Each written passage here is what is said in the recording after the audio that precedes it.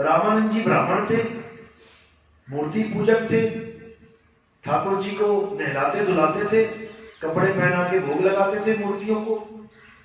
तो कबीर साहब को भी मूर्ति पूजा करनी चाहिए थी, वो कैसे अलग हो गए? एक बार कबीर साहब को भेज दिया गंगा पे किनारे कि जाओ ठाकुर जी को नहला के आओ। अब ठाकुर जी को नहलाने गए, सुबह से दोपहर, दोपहर से शाम हो गई, वापस ही नहीं आए। तो कबीर साहब के पास पहुंचे गुरु जी, अरे कबीरा तू यही बैठा है, सारी पूजा मेरी, पूरा टाइम निकल गया, शाम हो गई, अंधेरा होने वाला है, तुझे कहा था ठाकुर जी को नहला के लाओ, क्या कर दिया? कहाँ है तू? ठाकुर जी कहता मैं क्या करूं, ठाकुर जी निकल ही नहीं रहे हैं, मैंने तो पानी में छोड़ दिए, नहा के बाहर आ जाना, वो उनको इतना आनंद आ रहा है, वो निकल ही नहीं रहे बाहर। तो सिर पे हाथ रख के बैठ गए, गुरु की ये कैसा चेला पल्ले पड़ गया। फिर जाके ढूंढा, ठाकुर जी कहाँ फेंके भाई तुमने, निकाल के लेके आए। तो कबीर साहब ने समझाया, जो खुद निकल के नहीं आ सकते, जो खुद भवसागर से, जो जल से बाहर नहीं आ सकते, वो तुम्हें भवसागर से कैसे पार करेंगे? ठाकुर जी कोई मूर्ति नहीं है भाई, ठाकुर जी हमारी आत्मदेव है, हमारी आत्मा ही ठाकुर है। लेकिन उस आत्मदेव को ना जानने के कारण गुरु जी मूर्ति पूजा में फंसे थे, लेकिन कबीर साहब मूर्ति पूजा में नहीं फंसे। कबीर साहब कहते हैं, पाहन पूजे हरि मिले तो मैं पूजू पहाड़। इधर आके बैठो ना बीच में। पाहन पूजे हरि मिले तो मैं पूजू पहाड़, और वासे ये चाकी भली पीस खाए संसार। उस पत्थर से सारा जगत अपने बच्चों को, अपने घर वालों को अन्न पीस पीस के खिला रहा है। वो बड़ा ठाकुर है। वो ना हो तो देखो, तुम घर चबा के जरा मक्की के दाने और कणक के दाने चबा के जाओ जरा ऑफिस, फिर पता लग जाए कि कौन ठाकुर है। या फिर एक बोरा छोड़ा ना किसी मंदिर में, भगवान जी ये पीस के रख देना, शाम तक आ जाऊंगा, देख लेना, अगर पिस जाए तो। नहीं पिसेगा। तो कबीर साहब का सिद्धांत बिल्कुल अलग है अपने गुरु जी से। उनके गुरु जड़ पूजक थे और कबीर साहब ने चेतन की बात करी, चेतन सत्ता। जड़ चेतन का करे निबेड़ा, कहे कबीर सो हंस है मेरा। कबीर साहब से लोग इसलिए दूर हैं क्योंकि कबीर साहब के नाम पे भरमाने वालों ने इतना ज्यादा गलत ज्ञान परोस दिया कबीर साहब के नाम पे, इसीलिए लोग समझ नहीं पा रहे हैं।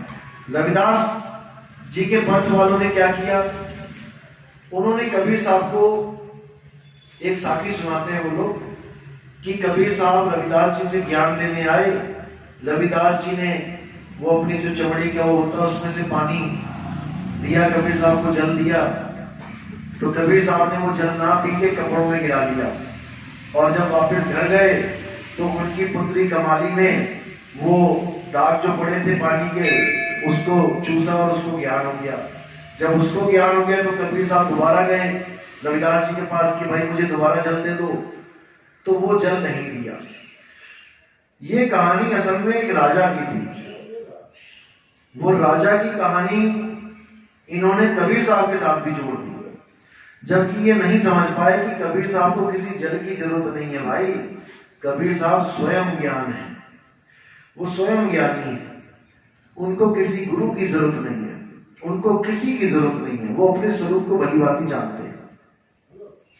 तो ऐसे ही कहानियां सुना के कबीर साहब से लोगों के मनों में कबीर साहब के लिए एक ऐसा भाव पैदा कर दिया कि ये भी कुछ नहीं है। अपने अपने गुरु को बड़ा कर दिया। नानक साहब वालों ने नानक जी को बड़ा कर दिया कि नानक कबीर के गुरु थे। तो ऐसे ही ब्राह्मणों ने भी बोल दिया कि कबीर साहब तो रामानंद जी के चेले थे, उनसे ज्ञान हुआ था, कबीर के पास क्या था, कुछ भी नहीं था। तो लोग भ्रमित हो गए। जबकि कबीर साहब का जो ग्रंथ है कबीर वाणी है, इसको पंचम ग्रंथ बोला गया है। वेद, स्वशम वेद, सूक्ष्म वेद, ये वेद है, ये पंचम वेद है। 4 वेद तो आपको पता ही है। जो 5वां वेद है, जो मुक्ति का भेद है जिसके पास, वो कबीर वाणी है। कबीर वाणी ऐसी वाणी है कि एक एक दोहे पे पीएचडी हो जाती है। बनारस हिंदू यूनिवर्सिटी में एक एक दोहे पे पीएचडी कर रहे हैं लोग, डॉक्टर कहला रहे हैं। तो जो कबीर साहब के पास कुछ है ही नहीं, तो उनको पढ़ने वाले डॉक्टर कैसे बन रहे हैं भाई? तो लोग नहीं समझ पा रहे हैं। और कई लोग जात पात में फंसे हैं। मुझे भी बड़ा बोला गया, तुम राजपूत हो, तुम क्षत्रिय हो, तुम कहां जुलाहे के चक्कर में पड़ गए। ये तो उनका गुरु है जो कपड़े बुनते हैं। जैसे रविदास जी को केवल उनका गुरु बना दिया जो चमड़े का काम करते हैं, जैसे सेंट जी को केवल उनका गुरु बना दिया जो नाई हैं, ऐसे ही अलग अलग गुरुओं को अलग अलग कार्यशैली के साथ बांध दिया गया। तो मैंने कहा भाई हमारा गुरु जो कबीर है ये कोई केवल जुलाहों का नहीं है, वो जगत गुरु है, वो सबका गुरु है। वो तो गुरुवार भी खत्म कर देता है एक जगह पे आके। जब बोले वो कि एक डाल दो पंछी बैठे, कौन गुरु कौन चेला, साफ बोल दिया उन्होंने। गुरु की करनी गुरु भरेगा, चेले की करनी चेला। यहां पे गुरु चेले बात भी खत्म कर दिया कि गुरु चेले को तारेगा, नहीं तारेगा। गुरु चेले को ज्ञान देगा। गुरु का काम है ज्ञान देना, तारना नहीं।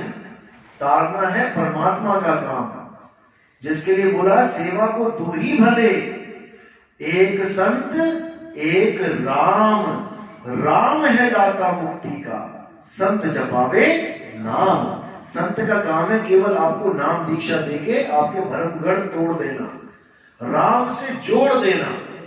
ये है संत का काम। मुक्ति का दाता तो राम ही है। वो चाहे तुम्हें इसी जन्म में पार कर दे, वो चाहे तुम्हारे कर्मों को भुगताने के लिए 2 जन्म और दे दे, 20 जन्म और दे दे, उसके आगे किसकी चलेगी? तुम्हारे बेटे को किसी ने मार दिया, अब तुम्हारे दिल से एक आह निकली कि हे भगवान इसको 10 जन्म तक कीड़े पड़े, क्योंकि तुम्हारे बेटे को गर्दन अलग कर दी तुम्हारे बेटे की।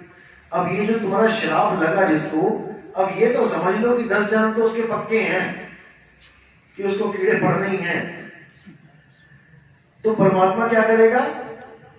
अगर अगले जन्म में उसको सोची आ गई, वो डाकू से, चोर से, गुंडे से वो साधु हो गया, नाम ले लिया, तो तुम्हारा भी तो कुछ वचन था ना। उसको क्या कर देता है? शूल को सुई में काट देता है। जहां शूल जाएगा अंदर, वो सुई में डाल देता है। तो वो 10 जन्म तो दे देगा, लेकिन कीड़ों वाला सीन खत्म कर देगा। कीड़े नहीं पड़ने देगा, क्योंकि भगत हो गया भाई, भक्ति कर रहा है। तो तुम्हारा भी वचन बन जाएगा और उसका भी बचाव हो जाएगा।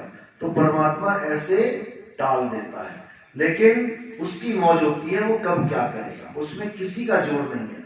वो चाहे तो तुम्हें पल में निकाल दे, वो चाहे तुम्हें कल में निकाल दे, ये उसकी मौज है। इसीलिए बोला गया है द्वार धनी के पड़े रहो, धक्का धनी का खाओ, कबू धनी निवाजी है, जो दर छाड़ ना जाओ। ये धनी के ऊपर डिपेंड करता है, तुम्हारे कर्मों के हिसाब से। इसीलिए कबीर साहब अपनी वाणी में बोलते हैं, ना तो किसी को श्राप देना चाहिए और ना ही किसी को आशीर्वाद देना चाहिए। आशीर्वाद जब देते हो तो क्या बोल के देना है? देना तुमने नहीं है, बस तुम ये बात बोल दो कि परमात्मा तुम्हारा भला करे, परमात्मा चाहेगा तुम्हारा भला होगा। तुम निकल गए बीच में से। कई लोग कहते हैं ना कि आशीर्वाद देने से नाम खंड हो जाता है। आशीर्वाद देने से नाम खंड नहीं होता है। तुम्हारी वाणी अगर तुम सुधार दो तो कोई खंड नहीं होगा। अपने आप को कर्ता मत बनाओ, परमात्मा करता है उसको, उसी को करता रहने दो। तुम बस अरदास लगाओ। अब कोई बंदा कुएं में गिरा है, तुम कहो जी मैं इसकी मदद नहीं करूंगा, परमात्मा करेगा, मेरा तो नाम खंड हो जाएगा अगर मैंने इसकी मदद कर दी तो। क्योंकि मदद करना परमात्मा का काम है, मेरा नहीं। आशीर्वाद देना गुरु का काम है, चेले का नहीं।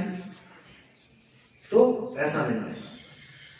चेला भी आशीर्वाद दे सकता है, किसी का बच्चा है उसके पैर छूता है तो आशीर्वाद दो, लेकिन कर्ता बन के मत दो।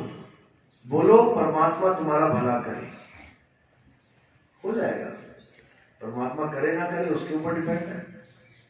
जैसे कोई कह रहा है कि जी मैं प्रधानमंत्री से मिलना चाहता हूँ, मैं गेट कीपर हूँ, मुझे कह रहा है कि मैं प्रधानमंत्री से मिलना चाहता हूँ, मेरे ये काम हो जाए जी कुछ, तो मैं भी कह दूंगा जाओ प्रधानमंत्री आपका भला करे, अब जाओ अपनी अरदास लगाओ, करे ना करे वो जाने, मेरा क्या है।